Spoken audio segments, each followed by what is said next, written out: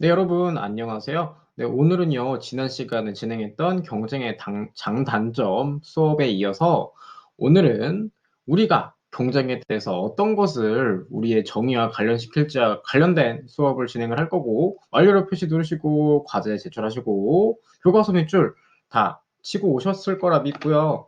네, 오늘 되게 중요한 내용이 정말 많습니다. 그래서 시간상 또 강의 시간도 줄여야 되기 때문에 빨리 진행을 할 거니까 정신 꽉 붙잡으시고요. 자, 여러분, 오늘 수업의 시작은 귀여운 토끼와 거북이 이야기로 시작을 할게요. 자, 여러분, 토끼와 거북이 이야기 아시죠? 똑같은 경기 트랙에 똑같은 조건으로 이렇게 경기에 참여하는 그런 이야기였어요. 그래서 결말은 여러분들 다 알고 있겠지만 일단 토끼가 빠른 속도로 뛰어가면서 거북이를 계속 약올리고 있죠. 네. 토끼와 거북이가 과연 공정하게 경쟁하고 있다고 생각하시나요? 네. 그렇지 않다면은 어떤 점이 공정하지 않다고 생각하시나요? 그러면은 공정한 경쟁이 이루어지기 위해서 속도가 느린 거북이와 그리고 속도가 빠른 토끼가 어떻게 어떤 조건에서 경쟁을 해야지 공정할지 그에 대한 답을 찾아가는 시간을 이번 시간에 가질게요. 그래서 공정한 경쟁이 이루어지기 위한 조건은 무엇인지 알아보도록 하겠고요. 이를 위해서 일단 첫 번째로는 공정한 경쟁의 의미와 필요성을 먼저 알아본 뒤 구체적으로 두 번째 공정한 경쟁의 조건을 확인한 뒤에 마지막으로 간단히 과제 설명이 있겠습니다. 자, 그래서 배움 목표를 교과서 88쪽 또는 89쪽에 꼭 일시정지하고 적어주세요. 그래서 오늘은 공정한 경쟁의 조건을 설명할 수 있다가 우리의 배움 목표가 되겠습니다. 자, 공정한 경쟁의 조건을 설명하기 위해선 공정한 경쟁이 무엇인지 먼저 알아야 될 것 같아요. 자, 교과서 밑줄을 치고 오셨으면 알겠지만 한번 이 사진을 먼저 보면서 공정한 경쟁의 의미를 알아볼게요. 네, 이 사진은요 호원중학교 학생 선거 규정이고요. 선거도 어떻게 보면은 하나의 목표, 회장, 부회장이라는 제한된 자리에 똑같은 목표를 향해서 여러 명이 이렇게 자기의 회장이 되고자 하는 욕구를 충족시키기 위한 것이기 때문에 경쟁이라고 할 수 있죠. 하지만 이런 선거 규정이 있기 때문에 우리가 조금 더 납득할 수 있는 결과 그리고 정정당당하게 선거, 즉 경쟁을 치르는 것이라고 할 수 있는데 공정한 경쟁이란 이렇게 출발은 물론 경쟁 과정의 공정성을 보장함으로써 경쟁에 참여한 사람들이 그 결과에 공감하고 이를 받아들일 수 있는 경쟁을 공정한 경쟁이라고 합니다. 즉 토끼와 거북이처럼 경쟁 과정에서 조금 불공정한 부분이 있다면은 그 경쟁은 공정하지 않은 경쟁이 되겠다는 것이겠죠. 그리고 공정한 경쟁은 모두가 경쟁의 결과에 이렇구나. 선거에서 나온 반장 부반장이 뭐 그래 약간 마음에 안 들어도 그래도 절차에 따라서 공정한 경쟁 절차에 따라서 뽑힌 거니 응원해주자 이런 식으로 결과에 공감하고 받아들일 수 있는 경쟁이 바로 공정한 경쟁이라고 할 수 있겠죠. 자, 그런데 공정한 경쟁이 의미는 알고 있을 것인데 왜 우리가 공정한 경쟁을 추구해야 될까요? 네, 이 사진을 보시면은 교과서 속의 이야기를 가지고 왔는데요. 자, 일부 회사는 그 회사의 직원의 자녀를 우선적으로 채용하거나 또 다른 특별 조건을 달아서 열심히 이런 사실을 모르고 열심히 취업을 준비하는 취업 준비생들이 결국엔 이 회사에서 떨어지는 즉 부탁과 요청에 의해서 약간 부정한 방식으로 공정한 경쟁의 조건을 어기는 이런 입사 형태의 피해자라고 여러분들이 한번 생각을 해보세요. 대학교 교육까지 마치고 내가 고생해서 아르바이트까지 하면서 이제 취업을 하기 위해 노력하는데 나보다 노력 덜한 사람들이 내 삶의 내 미래의 자아 실현을 어느 정도 방해하는 그런 상황인데 자, 여러분들 이런 상황이면 어떤 기분이 드시겠어요? 네, 부당하다고 느끼시겠죠? 좀 구체적으로 이야기하면은 우리가 공정한 경쟁이 왜 필요한지 알아야지 공정한 경쟁의 조건을 납득하면서 이해를 할 수 있잖아요. 자, 그래서 다른 교과서에 있는 내용을 가지고 왔으니 교과서 88쪽에 빈 곳에 자유롭게 적어주세요. 자, 그래서 공정한 경쟁은 당연히 경쟁에 참여한 사람들이 노력한 만큼 그 정당한 몫을 얻을 수 있기 때문에 필요하겠고요. 그를 통해서 구성원이 더 많은 성취를 위해 협력할 수 있겠죠. 왜냐면은 부정한 방식으로 성공을 한다면은 굳이 같이 협력할 필요도 없이 올바르지 않은 방법으로 바로 경쟁할 것이니까요. 그래서 세 번째로는 결국에는 공정한 경쟁은 사람들의 노력과 능력으로 서로를 인정하는 태도를 바탕으로 노력하기 때문에 결국에는 공정한 경쟁을 거친 인재들이 사회에서 더욱 긍정적인 경쟁 사회를 만들겠죠. 그래서 사회 전체에 긍정적인 영향까지 가지고 오는 것이 이제 공정한 경쟁이 왜 필요한지에 대한 내용이라고 이제 알 수 있을 것 같아요. 자, 그럼 우리 지금까지 공정한 경쟁의 의미와 그리고 공정한 경쟁의 필요성을 알아보면서 경쟁이 공정해야 하는 이유를 충분히 알게 되었어요. 그러면은 우리가 공정한 경쟁의 조건을 알아보려고 하는데 이 체육대회 사진을 보면요. 간단하게 여러분들이 생각하는 공정한 경쟁의 조건은 무엇인지 한번 생각을 해보세요. 뭐 모두 다 참여를 한다? 아니면 심판이 공정하게 심판을 한다? 모두가 정정당당히 참여한다? 네. 교과서 88쪽에서 89쪽의 내용을 이렇게 두 가지로 공정한 경쟁의 조건을 두 가지로 구분해서 이야기를 할 수 있어요. 자, 첫 번째로는 경쟁 자체에서 우리가 공정한 조건을 찾을 수 있고요. 두 번째로는 경쟁에 참여하는 사람들의 모습에서 공정한 조건을 찾을 수 있다고 하는데요. 일단 첫 번째로는 경쟁 자체의 공정성을 알아보려고 합니다. 네. 여러분, 이제 1학년 교과서 중에 보면은 이러한 사진이 있어요. 다른 출판사이긴 한데, 자, 이 여학생은 축구를 되게 좋아해서 전국 축구대회에 나가려고 하지만, 결국에는 자신이 여자라는 이유로 축구대회에 못 나가는, 결국 특정 성별이라는 이유로 경쟁에 참여하지 못하는 일이 발생했죠. 자, 그래서 이런 일이 발생하지 않기 위해서는 모든 사람들에게 경쟁에 참여할 기회를 균등하게 보장을 해야 됩니다. 즉, 성별이나 경제적 능력 등을 이유로 부당하게 참여를 막으면 안 되겠죠. 그리고 이런 것뿐만 아니라 여기 보시면은 우리가 수능 시험이라든지 국가 시험은 이렇게 시각장애인 분들은 솔직히 보기 어렵기 때문에 따로 시험지를 만들잖아요. 하지만 시각장애인 분들도 시력 등급이 되게 다양하죠. 그렇기 때문에 이 이야기에 보면은 시력에 따라서 장애인 시험지 글자도 보이는 것도 있고 안 보이는 것도 있기 때문에 시험이라는 경쟁에 똑같은 기회로 참여할 수 있게 조금 더 자신이 실질적 기회를 보장받아야 한다. 이래서 이런 국가인권위원회 자신의 경쟁에 대한 참여할 기회를 보장해달라는 권리를 제시했던 사례처럼 이렇게 실질적으로 모든 사람들이 경쟁에 참여할 기회를 보장을 받아야만이 당연히 공정한 경쟁이라고 할 수 있겠고요. 자, 그런데 여러분, 토끼랑 거북이는 어떻게 보면은 경쟁에 참여할 기회는 똑같이 얻었어요. 그런데 그래도 완벽하게 공정하다고 할 수 있었나요? 왜 아니라고 했나요, 우리는? 왜냐면은 경쟁하는 이 과정 자체가 토끼는 빠르게 뛸 수 있는데 거북이는 아니잖아요. 자, 즉 경쟁에 참여할 기회도 당연히 공정해야 하지만 그 경쟁 과정도 공정해야 합니다. 자, 이 사진에서도 보듯이 경쟁 과정에서 특정 사람에게만 부당하게 규칙을 적용하는 것은 당연히 불공정한 경쟁이겠죠. 그래서 경쟁 규칙도 동등하게 적용하셔야 되고요. 그리고 그 규칙도 만들거나 변경을 하게 되면은 이렇게 미리 서로 사회적 합의를 거쳐 취업 규칙을 신고하는 것처럼 사회적 합의를 통해 만들어진 경쟁 규칙으로 그 과정을 이제 공정하게 만들어야 합니다. 네. 그리고요. 시작과 과정이 공정하면은 당연히 마지막 무엇까지 공정해야겠어요? 네. 바로 경쟁의 결과에 대한 보상이 미안해요. 선생님이 프로그램을 인터넷에서 만드는 PPT 프로그램을 써가지고 여기서는 수정이 좀 어려워서 양해를 부탁합니다. 네, 그래서 경쟁의 결과에 대한 보상이 공정해야 합니다. 자, 이렇게 사진에서도 보듯이 시험이나 경기에서 부정한 방법으로 조금 더 좋은 결과를 얻었다면은 그런 사람들에게는 불이익을 줘야 되겠죠.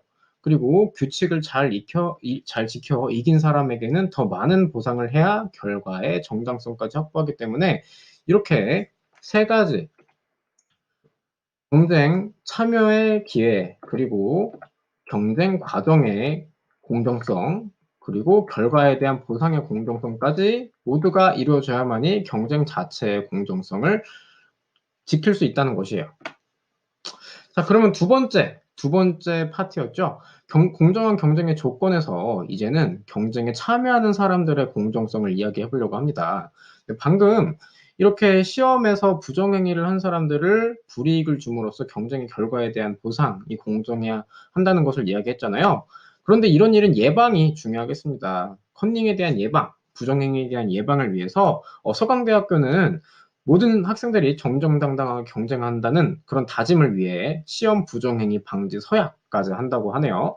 그래서 첫 번째로는 경쟁에 참여하는 사람들은 당연히 정정당당하게 경쟁에서 옳은 방법으로 경쟁에 참여해야 되겠고요. 네, 그리고 두 번째로는요, 이 두 가지 사진을 비교해 보려고 해요. 자, 여러분, 왼쪽에 있는 장애인 마라톤 대회와 오른쪽에 있는 비장애인 마라톤 대회, 규정이 만약에 똑같다고 생각을 해보세요. 시간도 똑같고요, 달려야 하는 트랙도 정말 똑같아요. 그러면은 이런 대회를 열었을 때, 이런 대회는 비판을 당연히 받겠고요. 그리고 여기에 참여하는 모든 사람들이 내가 제대로 경쟁에 참여하고 있는 건가? 하고 의문이 들 거예요.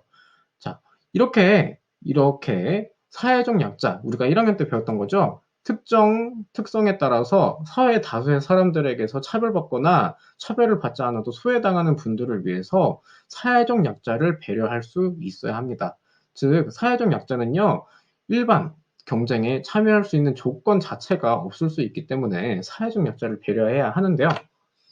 그에 대한 구체적인 예로는 이러한 경기뿐만 아니라 실제 우리 제도에 있어서도 이러한 사회적 약자, 배려를 통해 공정한 경쟁을 만들려는 정책들이 많이 있어요.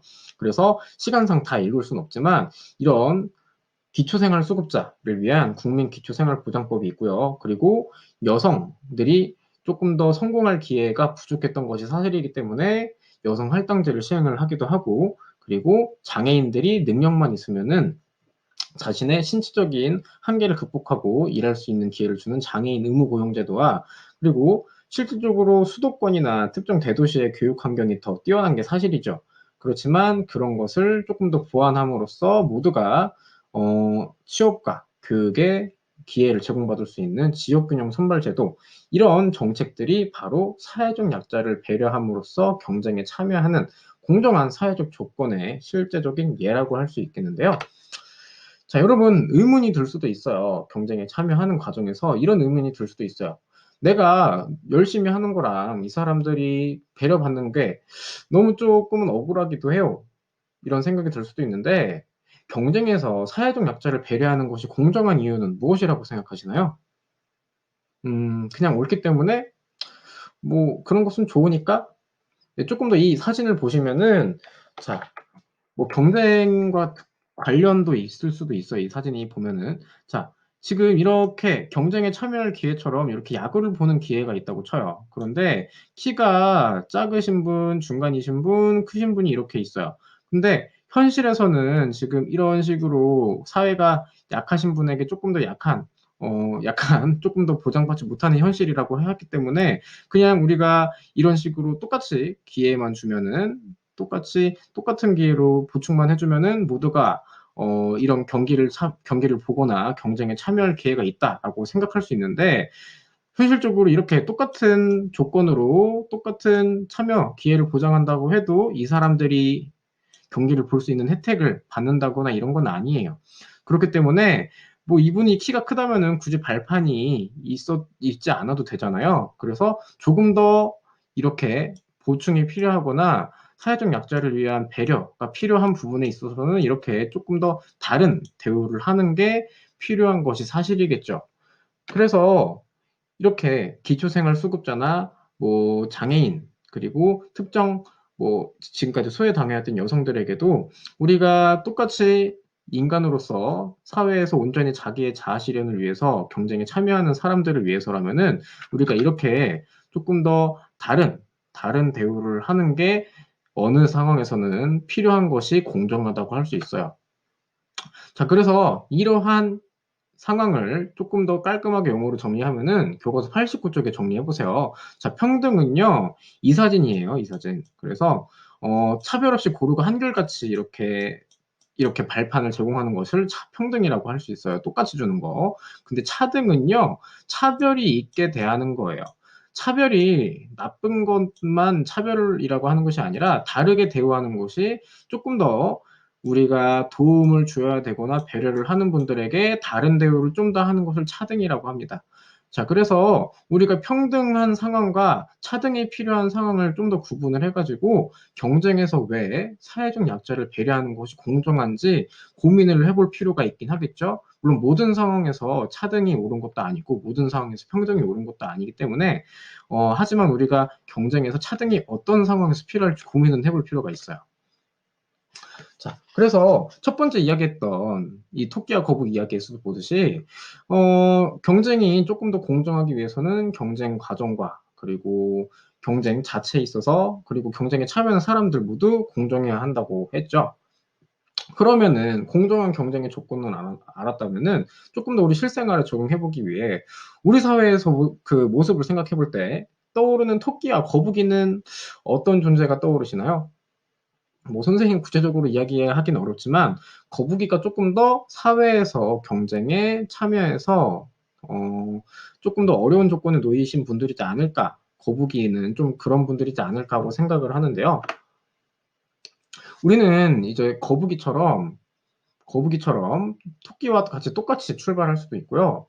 하지만 경쟁에서 항상 똑같은 출발선에 서 있는 건 아닐 수도 있어요. 우리가 출발선 게임에서 대부분의 반이 박보검과 완득이가 되게 차이가 많이 났거든요. 즉 출발선 자체가 자신이 처한 조건에 따라서 충분히 달라질 수도 있어요.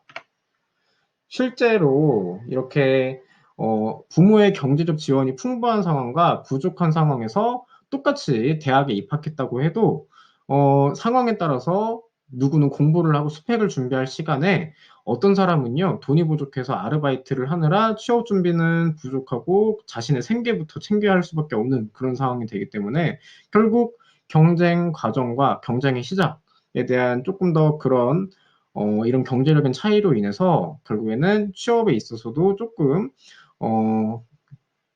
이렇게 서로 차이가 발생하는 상황이 있어요.